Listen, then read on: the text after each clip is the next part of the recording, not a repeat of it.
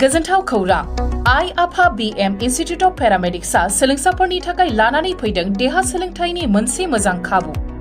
2023-2024 सोलोंथाइ बोसोरनि थाखाय आइ आफा BM इन्स्टिट्यूट अफ पेरामेडिक्सआव सोलोंसाफोरनि मुं थिसननाया सोलिगासिनो क'क्राझार सोहोरनि जेटी रोड गोजोनपुरी गांजेमा बाजारनि उल्था फारसे साखाथियाव थानाय आइ आफा BM इन्स्टिट्यूट अफ पेरामेडिक्स सोलोंथाइ फसंथानाव सोलोंथाइ लानायनि गेजेरजों सोलोंसाफोरा साख्रि मोननायनि खाबुखौ खालामनानै लानो हागोन।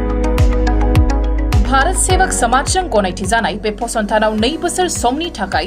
Medical laboratory technology BSS diploma, assistant nursing, first aid patient care, dialysis technician, OT technician, physiotherapy डिप्लोमाजों लोगोसे 1 बोसोर समनि थाखाय ICU टेक्निशियन, रेडियोलॉजी टेक्निशियन डिप्लोमाखौ लानो हागोन। बेफोर डिप्लोमाखौ आबुङै सोलोंथाइ लानायनि गेजेरजों सोलोंसाफोरा गोरलै राहाजों साख्रि लानायनि खाबु मोनगोन। गोसो गुदुं सोलोंसाफोरा रोखायै मिथिनो थाखाय 9821663110 6002559220 मबाइल नाम्बाराव फोनांजाब खालामनो हागोन नङाब्ला क'क्राझार सोहोरनि universal dental and health care सेन्टाराव फैनानै थोंजोङै खौरां लाफैनो हागोन।